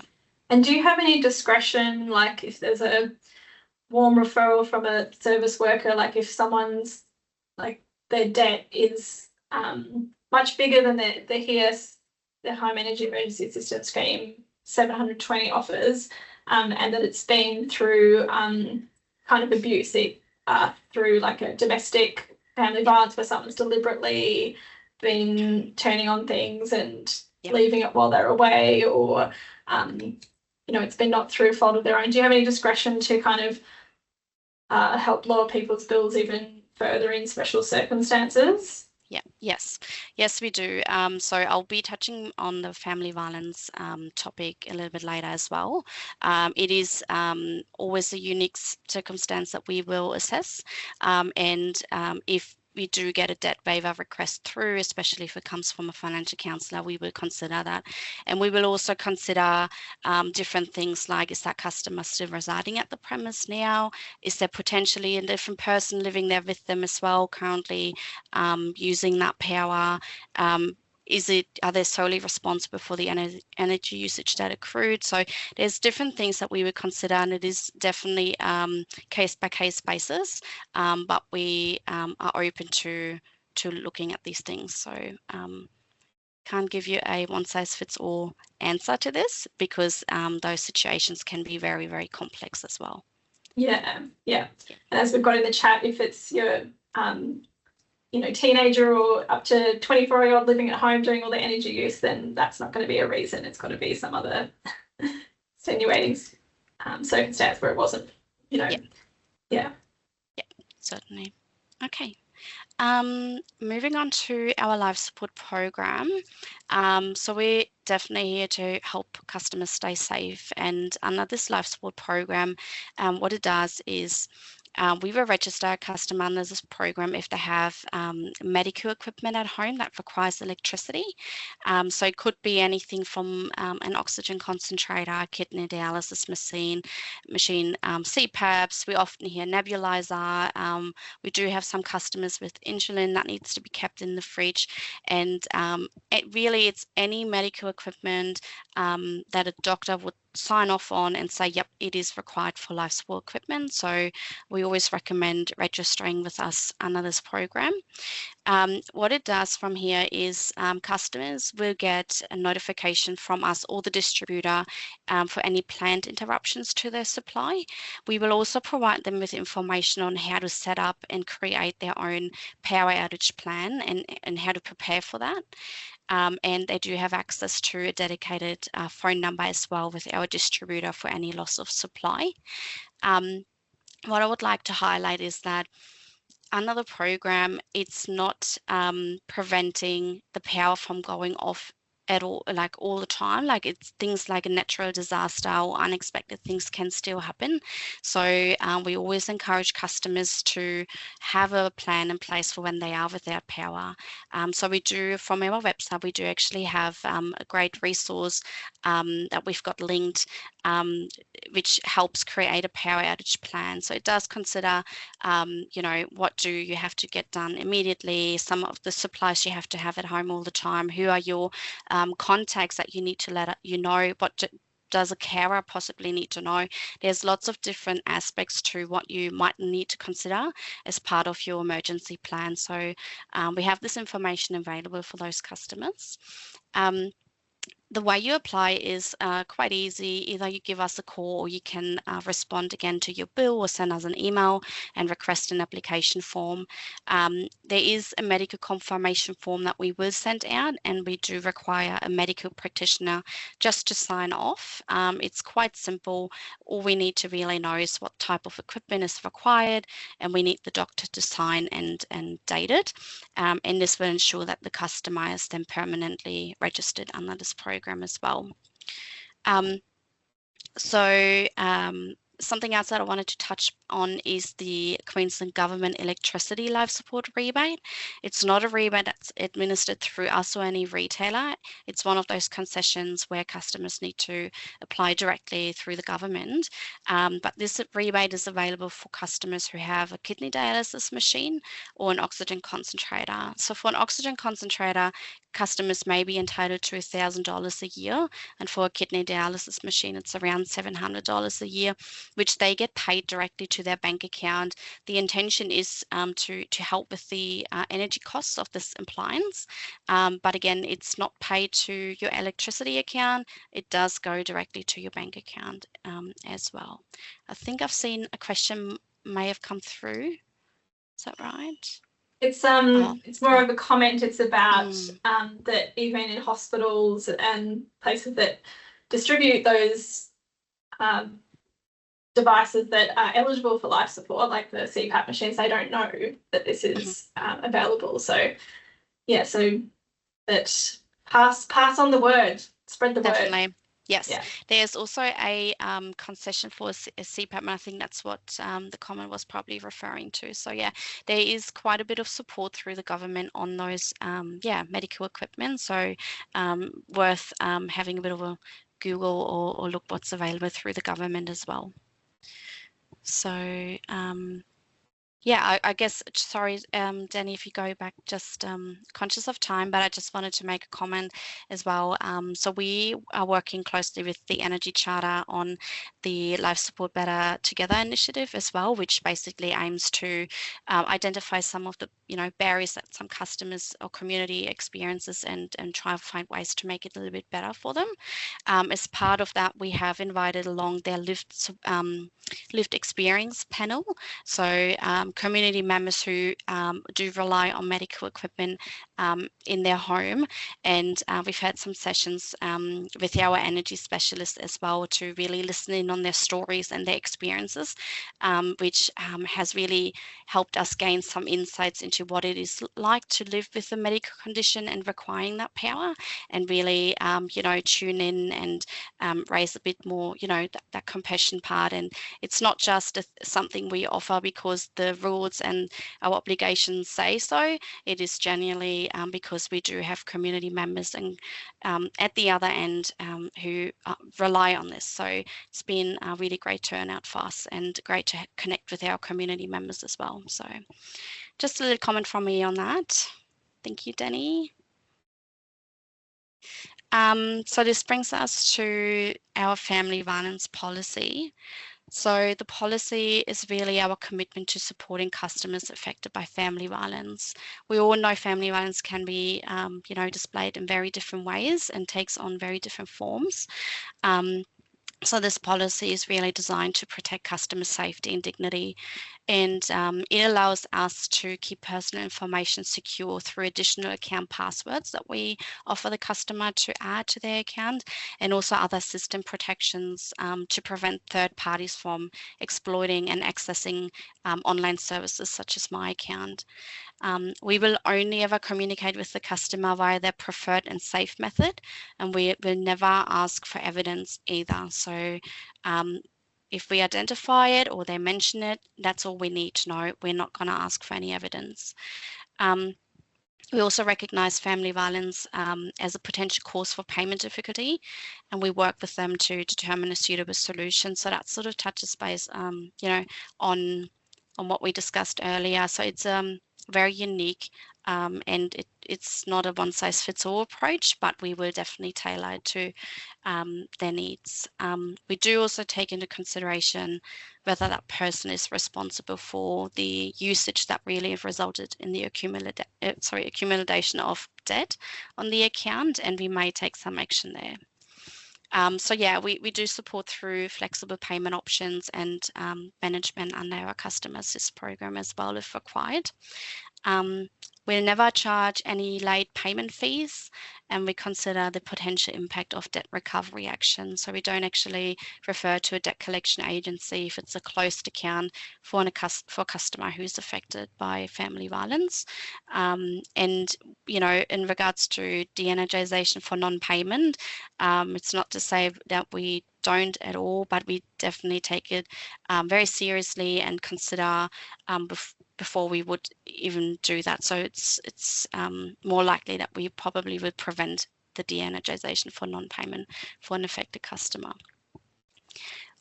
We also recognise it can be really difficult for the person to speak with service providers about their experiences of family violence.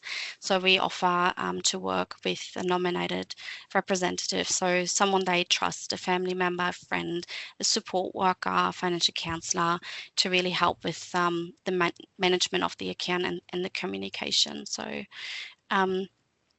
as part of the policy, we also refer and connect them with specialist services that can offer care and guidance and really the hope they deserve.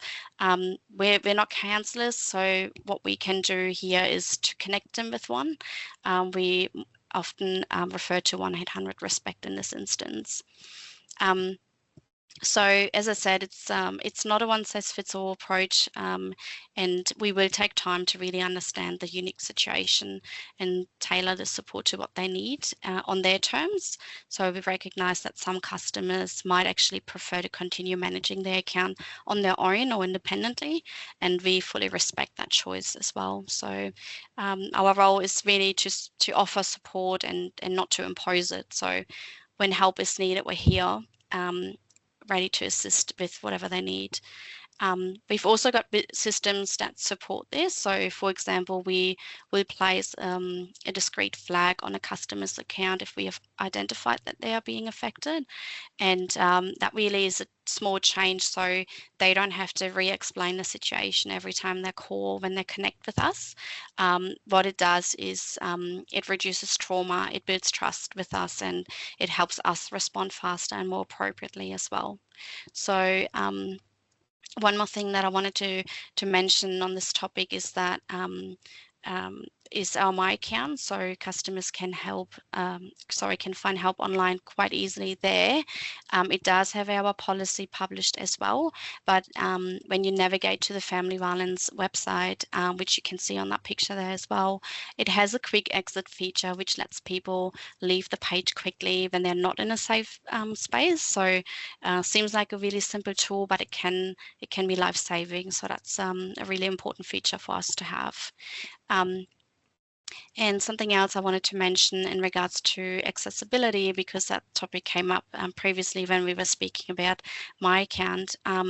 We are currently working to get this policy translated into our top languages that is being utilized through our interpreter service. So keep your eyes peeled, because we'll have translated versions up in the near future, so hopefully just a couple of weeks away.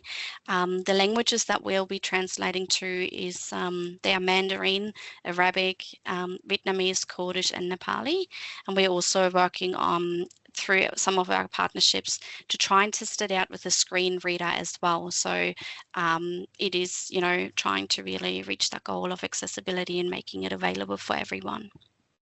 So I will pause here, and I can see there's a hand up.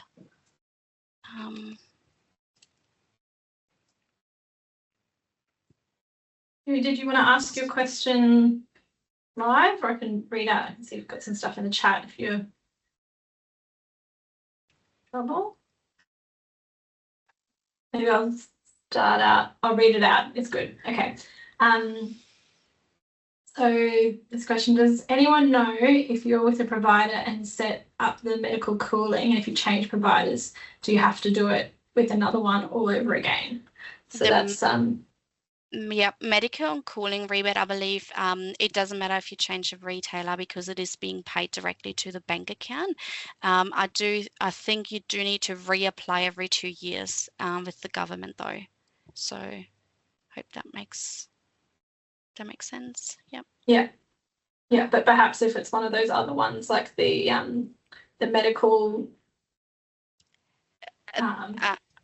yeah, so for HERES, yes, because it does go through the retailer in the first instance. For life support, it'll be the same thing. So you would need to let the new retailer know. More often than not, the distributor will stay the same, so they are already aware. But it is always good that if you do change retailers, that you let them know about, some of the support that you might need. Yeah. Okay. Thank you. Yes, so every 2 years you need to reprove or re-get that doctor's certificate. Is that? Yes. Yeah, so with the life support as well, if you've provided a medical confirmation form already to your retailer or your distributor, whichever, you can request a copy from them as well. So you don't have to go back to your doctor and fill up a new form. They can actually reuse that form if it's been filled out within the last 4 years. So good idea if you are considering switching retailers, that you ask for a copy so you don't have to go back to your doctor and get it all done again. Oh, that's a good tip. Yeah. Thank you. Great. Okay, excellent. All right. That brings us to the Helpmate for You website, which Danny had mentioned before. So really what it is, it's if you go to ergon.com.au/helpmate for you, it brings up all the support services and everything that you probably need to support your clients or look at your own bill, from understanding your bill to support services to My Account. So everything is really all ready for you on this one page, and is a bit of a guide for you as well on some of the things that you might want to look at. And just the top 3 steps on how to get the real savings on your energy bill today is, firstly, if you do have a smart meter, it's a good idea to have a look at your tariff and the tariff comparison tool online, or talk to us and our energy specialist teams to see if we might want to switch tariffs. The second step is, should you do have an outstanding balance at the moment, and you've had an unexpected expense on an essential item, or a decrease in your income, or perhaps it is because of family violence, let us know and we can issue that HERE's application out, because it can be up to $720 off your account balance. And also look at rebates. So have a chat to your clients and have a look if you yourself have a concession card, such as a healthcare, pension card, seniors card, or one of those gold cards where we've just unlocked eligibility as well. So that could be $386.84 off your bill for the whole year. So these are the top things to look at. And really to put the power back into your customers' hands is what we've spoken about today, is target those large appliances, heating and cooling first. So this will give you the most savings. If you can change some patterns there, perhaps check for tariff options, set up a budget alert as well. And if you still need any help, we're here to help. Reach out to our team either on 13 10 46 or online as well. So yeah, thank you, Danny. Here's all our options there. There's plenty there. So that's that. Thank you. I think Lou's hand up is still historical from that last question. Hang on. In regards to my case study prior, the $1,200 recorder, do you have any thoughts? So that was who got on a payment plan, their bills were $120 a quarter for a 2-bedroom unit, 2 family members. So I guess because they're in Southeast Queensland, it will maybe depend on what tariff they're on, and maybe looking at using that appliances calculator could be interesting to see what appliances they've got in their home, and adjust how often they're using it. Could be a tip. I don't know if anyone else on the panel wants to. Yeah, I might jump in there, Deanna. Yeah. So that's whilst it's in Southeast Queensland, it's not unique just there. So it's something that we do here regularly as well, where it is a large bill. It might feel like for the customer there's limited things that they can do. They've already exhausted getting HERE's payments, things like that. But that's where we need to work with the customer to really help them with the understanding of the usage at home and energy education. So if they cannot increase payments because of a limited income, and all those concessions have already been paid, the next thing that we can do to try and close that gap is really on the energy usage, and try and help them find ways to reduce that. So these are really the only things to try and get them back on track with this. And yes, I agree with your comment as well, Lou. It is important to stick to those payments that were previously adhered to, understanding that sometimes things go pear-shaped and things just happen, and they might not be able to adhere to that plan suddenly, and that's okay if that's a once-off. But it can't be ongoing, because in the end power is being used, and it in some way needs to be paid, and makes it really tricky and limit a retailer's abilities to really provide extra support if those payments aren't being made. So yeah. I just see also the comments that the in this case study they're in public housing, so that's also if they're renting, so also looking at what things they can do within adjustments they can make. Maybe it's thicker curtains, maybe it's stakes along the bottom of the door for draft ceiling if they're turning on air conditioning. Also advocating using the human rights framework around can be good in advocating in public housing if it's affecting their health and well-being. But I'm aware that we've only got 5 minutes left. So I might just shoot through some of our QCOS slides for those who aren't familiar with, and then we'll see if we've got time to hang on for any other questions. So just I want to mention again our household resources. So they'll be sent out afterwards, but it's got nice one pager for people, some examples of money you can save. Just keep going, next slides. We'll just go really quickly through, Danny. Some tips about keeping cool, because every 1 degree high can 10% on your energy bill. So those different temperature settings. So that's a good tip for this time of year. Next page down. We've got our resource with the pictures of the cards to help remember who's eligible for concessions. Next one. Just some general tips from around the house. Next one. I won't go into detail, I don't have time. If you want to get into calculating energy costs, but now we've got these online calculators too, but you can do it manually as well. This has some pictures of the different meters so people can tell if they've got a smart meter. Next one. Slide. And this is some things we talked about tariffs earlier, has the pictures to kind of help show the off-peak and demand. It's a good visual for helping explain it to other people, how those peak and off-peaks work. Yeah, and tariffs for different water things. So yeah, we'll go next slide. So yes, again, a link to our post-event survey. I'll just pop that link in the chat again for everyone who stayed on. Thank you very much. It's always great to get your feedback. It really helps us if you can do that survey. So we'll send it out again afterwards if you don't get a chance to do it now, but please, it only takes a minute. So I previewed the questions so you can see how short it is. Yep, next slide. And so I just wanted to mention that if you're interested in staying connected with things about energy, if you're not already subscribed, we have a energy specific newsletter, energy and water, essential services, the connections newsletter you can subscribe to. We also hold the essential services consultative group where we get feedback from members about energy to help inform QCOS policy. Also attend our events.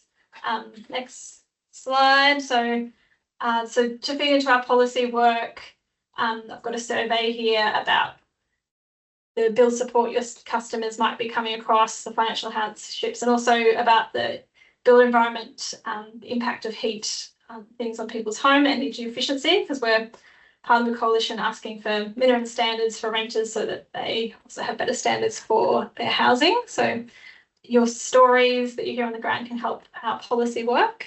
Next slide. We also have Community Door, which has some of those resources and videos that you can keep going back to. And next slide, just need to mention that we have our QCOS conference coming up in November. It's a great event, chance to network. We've got coming down from far north Queensland, some elders talking about trying to set up a microgrid in their community, which will be really interesting. So next slide, that's on the 25th to 27th of November. And that's all for race through my end thing. So now if anyone else has any other questions, we can stay on and continue chatting, but just want to finish off on those before 12 to keep to our 12 o'clock time, which it is now. So thank you very much, everyone, for coming. Thank you to all our Ergon speakers. It was great to have a bunch of you across your different specialities to be able to talk to the different areas that you're in charge of to get that specialised advice. So yeah, I'll officially close off the recording, and then if anyone wants to stay on, we can all stay on and answer any other questions before we drop off. But thank you very much, everyone.